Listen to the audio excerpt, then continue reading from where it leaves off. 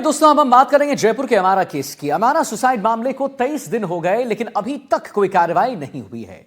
अमारा केस में सीबीएसई ने नीरजा मोदी स्कूल को जांच के बाद जिम्मेदार ठहराया है। कल स्थानीय लोगों ने परिजनों के साथ धरने पर भी वो बैठे थे।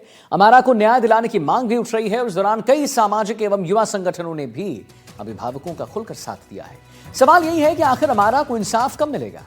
इस पूरे मामले में स्कूल प्रशासन कब जवाब देगा?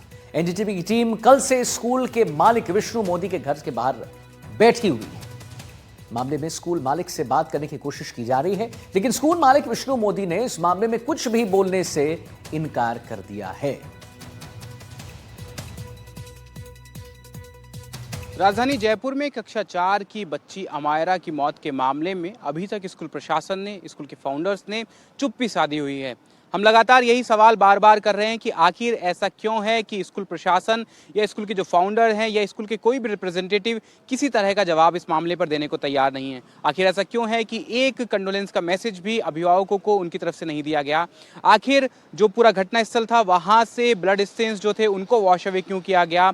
क्या ऐसी जल्दबाजी थी? यही सवाल जानने की कोशिश हम लगातार कर रहे हैं। आज 23 दिन हो चुके हैं उस घटना को, लेकिन 23 दिन के बाद भी किसी प्रकार का कोई जवाब कहीं से नहीं मिल पाया है। वहीं सीबीएसई की रिपोर्ट ने जो पूरा प्रकरण हुआ उसमें स्कूल को दोषी ठहराया है। उसमें कई खामियां पाई गई हैं। 18 महीने से लगातार बच्ची शिकायत कर रही थी, बच्ची के परिजन शिकायत कर रहे थे, लेकिन जो विद्यालय के शिक्षक थे उन्होंने इस पूरे मामले को गंभीरता से नहीं लिया। उन्होंने उस मामले को टालमटोल रवैये से अपनाया। मैं इस वक्त एक बार फिर जयपुर के जो नीरजा मोदी स्कूल है उसके फाउंडर सौरभ मोदी जो है उनके घर पे हूँ। विष्णु मोदी जो कि एक बड़े लीडर रहे हैं कांग्रेस के, उनका पूरा परिवार इस स्कूल को चलाता है। कोशिश लगातार हम कर रहे हैं कि जवाब ले पाएं उनसे, कोशिश लगातार कर रहे हैं कि उनसे पूरी बात जान पाएं, उनका पक्ष जान पाएं। हालांकि बताया जा रहा है कि लीगल एडवाइजर्स ने उन्हें मना किया है, लेकिन उसके बावजूद इतना बड़ा मैटर है उसमें कुछ पक्ष तो रखना चाहिए। वहीं जो मैनेजिंग कमेटी के मेंबर बताए जा रहे हैं ललित शर्मा, उनकी ओर से कोई पक्ष नहीं रखा गया है। इंदु दुबे जो कि प्रिंसिपल हैं उनकी ओर से कोई पक्ष नहीं रखा गया है। तो ये गंभीर सवाल खड़े करता है कि आखिर स्कूल प्रशासन, स्कूल की चुप्पी क्यों है?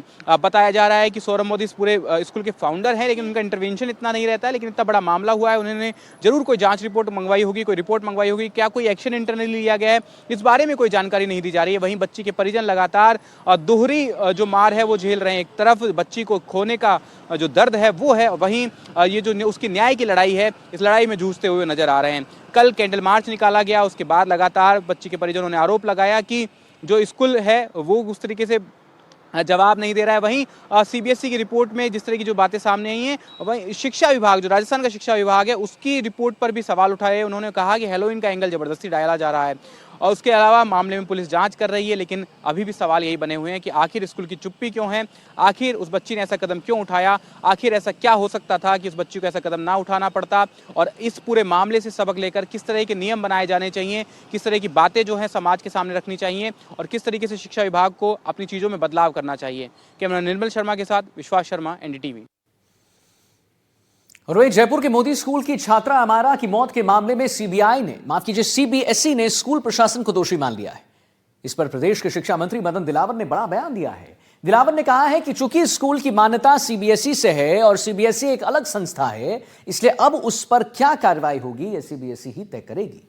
हालांकि राज्य सरकार भी इस मामले पर नजर बनाए हुए है और सीबीएसई की जांच रिपोर्ट का हम भी परीक्षण जरूर करेंगे और हम भी अपने अधिकारियों से जांच करवाएंगे।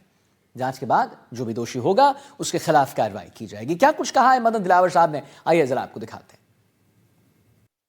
क्योंकि मान्यता उसकी सीबीएसई से, इसलिए सीबीएसई बोर्ड को कार्रवाई करनी है। हमारे स्तर पे हमारी जांच कराई, जो हमारे अधिकार क्षेत्र में होता होगा, जितना हम कर सकते हैं वो हम करेंगे। दोषी उसमें पाए जाएंगे तो आपको हम पुनः बता दें